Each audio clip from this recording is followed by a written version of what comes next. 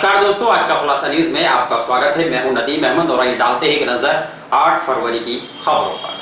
Social media पर एक विशेष जाति और भारतीय किसान यूनियन के राष्ट्रीय प्रवक्ता राकेश टिकैत पर की गई अशोभनीय टिप्पणी के विरोध में भाकियू कार्यकर्ताओं ने कोतवाली पुलिस को ज्ञापन देकर कार्रवाई की मांग की है।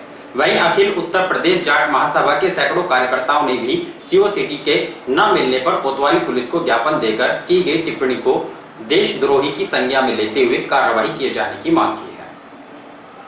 जनपद में 2 दिन से सोशल मीडिया पर एक युवक द्वारा विशेष जाति और भारतीय किसान यूनियन के राष्ट्रीय प्रवक्ता राकेश टिकैत के खिलाफ अशोभनीय टिप्पणी किए जाने का वीडियो वायरल होने के बाद चर्चाओं में है। वायरल वीडियो में देश की सेना का भी अपमान करते हुए अशोभनीय टिप्पणी की गई है। वीडियो वायरल होने के साथ ही जिस जाति विशेष के खिलाफ टिप्पणी की गई है उस समाज के लोगों ने भी 2 दिन में भारी रोष दिखाया है। सोमवार को भारतीय किसान यूनियन के कार्यकर्ता शामली कोतवाली पहुंचे और ज्ञापन देकर समाज में द्वेष फैला रहे युवक के खिलाफ कार्रवाई किए जाने की मांग की। कार्यकर्ताओं में संजीव राठी, अजीत निर्वाल, योगेंद्र पवार, दीपक शर्मा आदि मौजूद रहे। वहीं अखिल उत्तर प्रदेश जाट महासभा के सैकड़ों कार्यकर्ता जिला अध्यक्ष प्रहलाद सरोहा के नेतृत्व में ट्रैक्टर ट्रॉली में सवार होकर सीओ सिटी कार्यालय पहुंचे और युवक द्वारा फैलाई जा रही नफरत पर विशेष व्यक्त किया। उन्होंने सीओ सिटी के न मिलने पर कार्यकर्ताओं को साथ लेकर कोतवाली के वरिष्ठ उप निरीक्षक सत्यनारायण दहिया को ज्ञापन देकर युवक के खिलाफ कार्रवाई किए जाने की मांग की। ज्ञापन में अवगत कराया गया कि वायरल हो रही वीडियो में विशेष जाति जाट को निशाना बनाते हुए राकेश टिकैत और सर समाज को अभद्र तरीके से अपशब्द कहते हुए बेइज्जती किया गया है तथा भारतीय सेना की जाट रेजिमेंट को भी खुले शब्दों में अभद्र भाषा का प्रयोग करते हुए अपमानित किया जा रहा है, जो कि देशद्रोह की श्रेणी में आता है। युवक द्वारा वायरल की गई वीडियो से समाज में जाति और हिंसा का भी संदेशा बना हुआ है। कार्यकर्ताओं ने दिए गए ज्ञापन में युवक के खिलाफ सुसंगत धाराओं में मुकदमा दर्ज कर कार्रवाई किए जाने की मांग की है। कि जी ये जो एक बुड्ढा खेड़ा गांव का एक गुर्जर समाज का लड़का है जिनने जाट समाज के खिलाफ अभद्र टिप्पणी की थी और जाट रेजिमेंट के खिलाफ भी अपशब्द गए थे और राकेश टिकैत जी के खिलाफ भी गए थे। उसके खिलाफ में हम यहाँ रिपोर्ट दर्ज करवाने आएंगे। तो रिपोर्ट दर्ज कराना है या धरना देना है? जिस तो पूछे वो नहीं बताया, वहाँ कोई कलेक्ट्रेट पे जा रहा, कोई कहीं जा रहा, कोई राय नहीं दे रहा है। कोई राय नहीं दे रहा। रिपोर्ट कराना है यहाँ से और हमें यहाँ से उसके खिलाफ रिपोर्ट दर्ज करवाएगा। जब लोग हमारी रिपोर्ट कोई लेगा नहीं, हम यहाँ से जाने के नहीं। क्या नाम है उसका, किसने की थी टिप्पणी? दिनेश बालेश्वर गुज्जर है। दिनेश चौहान है, सुनो बालेश्वर गुज्जर बुड्ढा खेड़ा। मामले ये है कि एक लड़का है, नाम क्या? दिनेश चौहान, ब्रह्मखेड़ा, थाना कांदला, जिला शामली, बड़ी गंदी टिप्पणी कर रहा है एक कौम के ऊपर, देश की सेना के ऊपर। हमें ये बर्दाश्त नहीं है। अगर पुलिस प्रशासन उसको उठाकर नहीं लाती तो आंदोलन हो जाएगा, आंदोलन शुरू हो जाएगा। आपने कोई तहरीर दी? हाँ, हमने तहरीर दी है। क्या आश्वासन मिला आपको? कह रहे हैं आश्वासन दिया, कार्रवाई करेंगे। शामली अखिल भारतीय विद्यार्थी परिषद के जिला संयोजक मनीष कालखंडे ने भी कोतवाली पुलिस को तहरीर देकर गांव लिलोन के जनसेवा केंद्र के संचालक के खिलाफ आरएसएस और उनके नेताओं पर अशोभनीय टिप्पणी कर ऑडियो वायरल करने के मामले में कार्रवाई किए जाने की मांग की है। कोतवाली के उप निरीक्षक सत्यनारायण दहिया का कहना है कि मामले में उच्च अधिकारियों से संज्ञान लेते हुए ऑडियो क्लिप की जांच साइबर सेल के माध्यम से कराई जा रही है। तथ्य हाथ लगने पर कार्रवाई की जाएगी। वहीं भारतीय किसान यूनियन के द्वारा दिए गए ज्ञापन के संबंध में उन्होंने बताया कि विशेष जाति के खिलाफ टिप्पणी करने वाले युवक की पहचान कर ली गई है और युवक कांदला थाना क्षेत्र का निवासी है, जिसके खिलाफ संबंधित थानों में कार्रवाई शुरू कर दी गई है।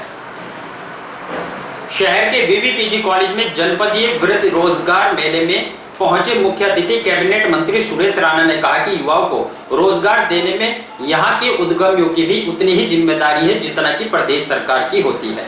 उन्होंने जल्द ही जनपद शामली में सेना की सीधी भर्ती कराए जाने का भी आश्वासन दिया। सोमवार को शहर के बीबीपीजी कॉलेज में जनपदीय वृत्ति रोजगार मेले का आयोजन किया गया, जिसमें मुख्य अतिथि के रूप में पहुंचे कैबिनेट मंत्री सुरेश राणा, शहर विधायक तेजेंद्र निर्वाल, भाजपा जिलाध्यक्ष सत्येंद्र तोमर, जिलाध्यक्ष जगजीत कौर ने संयुक्त रूप से दीप प्रज्वलित कर किया। इस दौरान कार्यक्रम को संबोधित करते हुए कैबिनेट मंत्री सुरेश राणा ने कहा कि जिले के युवा जब बाहर जाकर नौकरियों के लिए आवेदन करते थे तो उनको बहुत कठिनाइयों का सामना करना पड़ता है। प्रदेश के मुख्यमंत्री ने नौकरियों के आवेदन को सरल करते हुए 60 से अधिक कंपनियों को इकट्ठा कर रोजगार देने का काम किया, जिसमें नौजवानों को रोजगार दिया जाएगा। उन्होंने कहा कि विदेशी कंपनियों को टॉप 10 करने वाले भी व्यक्ति शामली जिले से ही आते हैं।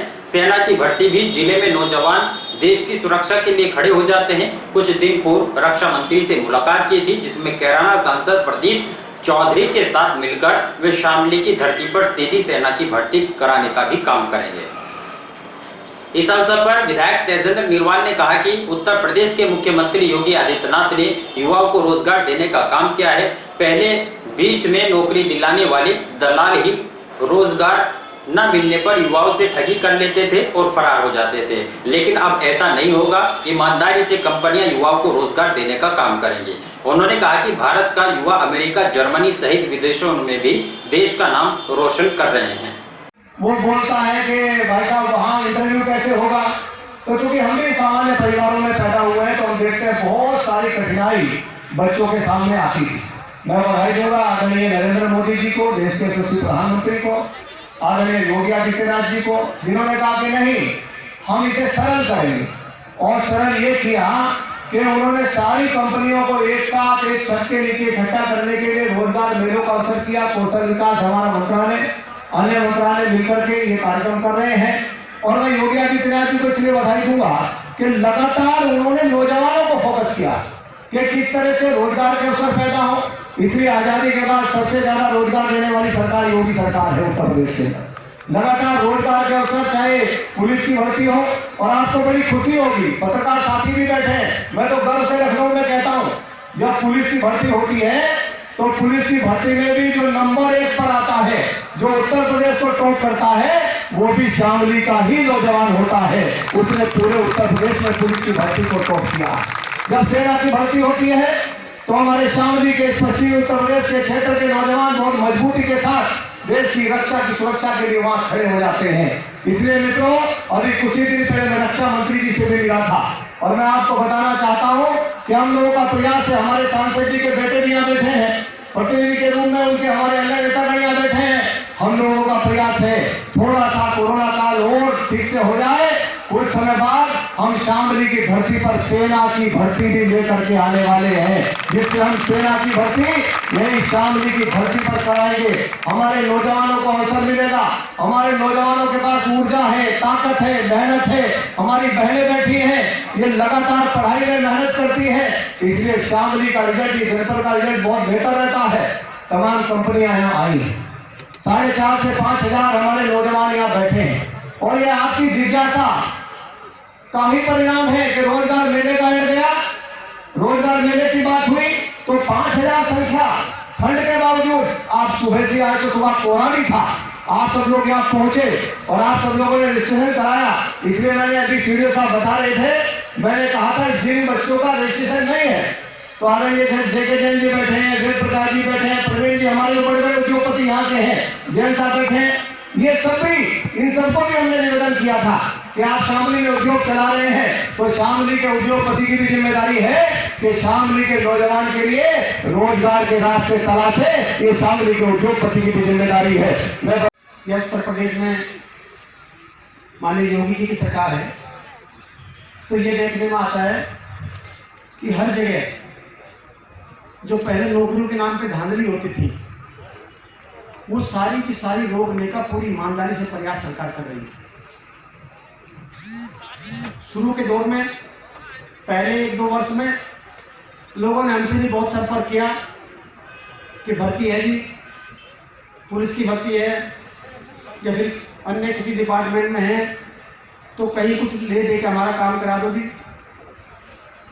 हम शुरू से लोगों को समझाते रहे कि कहीं पैसे फंसा मत देना, वरना पैसे भी वापस नहीं आएंगे, नौकरी तो मिलेगी ही नहीं। और जब पहला एग्जाम, पहली भर्ती का यहाँ पे हुआ तो पहले तरीका था, जो पेपर बनते थे तो उनके 4 सेट बनाए जाते थे एग्जाम के लिए, लेकिन जो माफिया थे नकल कराने वाले, वो पेपर आउट करके और पहले से ही सबके सॉल्यूशन अपने पास रखते थे और बच्चों को भी पता होता था, जो प्रतिभागी होते थे उसमें, कि मेरा पेपर है तो मेरे 4 नंबर के बाद फिर वही एक सेट होगा। तो सब एक मिलजुल कर सामूहिक रूप से या किसी भी चीज़ का सहारा लेकर वो नकल करने में सफल हो जाते थे। और इन्हीं खबरों के साथ समाचार बुलेटिन यही समाप्त है। दीजिए इजाजत, नमस्कार।